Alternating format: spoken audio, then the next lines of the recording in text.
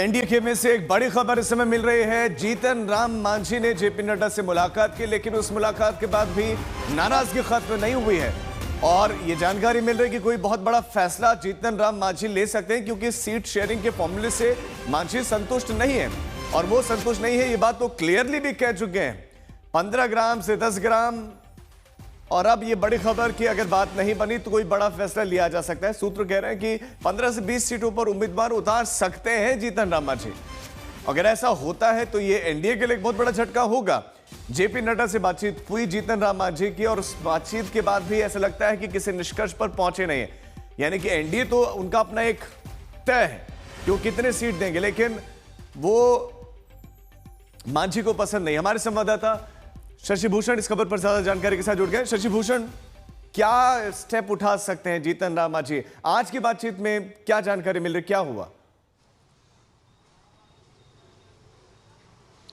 राजीव, देखिए, सुबह जीतन राम मांझी जब जा रहे थे दिल्ली के लिए, तो जो बयान उन्होंने दिया कि हमको मानना पड़ेगा, मजबूरी है, और जो जिस तरह में वो बोल रहे थे, तो ऐसा लग रहा था कि दबाव उनके ऊपर है। और 7 से ज़्यादा सीटें जब ऑफर नहीं की जा रही हैं जीतन राम मांझी को, इनकी पार्टी को, तो जीतन राम मांझी जो है अब वो विकल्प की राजनीति की तलाश में लग गए हैं। और देखिए, बहुत अहम है, हमारे पास जो जानकारी है वो विधानसभा स्तर से जो अलग अलग हम के उम्मीदवार तैयारी कर रहे हैं चुनाव की, ये उनके पास से जो इंफॉर्मेशन हम तक पहुंची है कि पार्टी के नेतृत्व ने एक एक करके उन उम्मीदवारों को फोन कराया है जिनकी सीटों पर पेच फंसा हुआ है, जो तैयारी कर रहे थे विधानसभा चुनाव में उतरने की हिंदुस्तानी अवाम मोर्चा से। और उनसे पूछा गया है, पार्टी के पदाधिकारी जो भी है, मतलब सक्षम नेतृत्व की तरफ से, उन्होंने पूछा है कि अगर वो गठबंधन में नहीं उतरते हैं जीतन राम मांझी, तो क्या उन परिस्थितियों में भी वो चुनाव लड़ने के लिए तैयार हैं।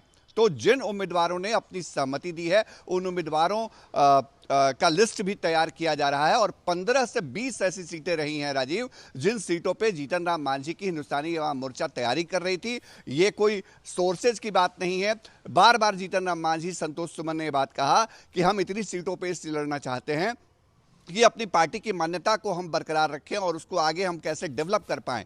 तो अब जबकि 7 सीटों पर और सहमति उससे आगे की नहीं बन रही है, जो जेपी नड्डा से मुलाकात हुई उसमें भी बहुत संतुष्टि नहीं मिली जीतन राम मांझी को, तो माना जा रहा है कि अब कोई अलग स्टेप की तरफ तैयारी कर रहे हैं। अब देखना यह होगा राजीव कि क्या ये प्रेशर पॉलिटिक्स है अपने आप में, या फिर वाकई कोई बड़ा फैसला जीतन राम मांझी लेते हैं, क्योंकि कई तरह के दांवपेच होती हैं गठबंधन की राजनीति। ये तो जीतन राम मांझी के बाद जल्दी से पीके के बारे में बताएं, क्या वो खुद चुनाव लड़ सकते हैं? देखिए, आज राघोपुर पहुंचे थे प्रशांत किशोर, और उन्होंने कहा कि मैं तो देखने आया हूं पहली बार कि तेजस्वी यादव जो नेता प्रतिपक्ष हैं और लालू यादव का जो परिवार जो लंबे अरसे से राघोपुर की नुमाइंदगी करते रहा, उस राघोपुर की स्थिति क्या है। और अगर यहां की जनता की डिमांड होगी और पार्टी जब चुनाव समिति बैठेगी, पार्टी की जो सिलेक्शन कमेटी है, और अगर वो तय करती है कि राघोपुर से उनको चुनाव लड़ना है, तो उनको कोई एतराज नहीं होगा। वो राघोपुर से चुनावी मैदान में उतरेंगे। और ये भी तय है कि वहां तेजस्वी यादव और प्रशांत किशोर का मुकाबला हो जाएगा, अगर पीके वाकई वहां चुनाव मैदान में उतरते हैं। राजीव, बहुत शुक्रिया शशि भूषण आपका इस तमाम जानकारी के लिए।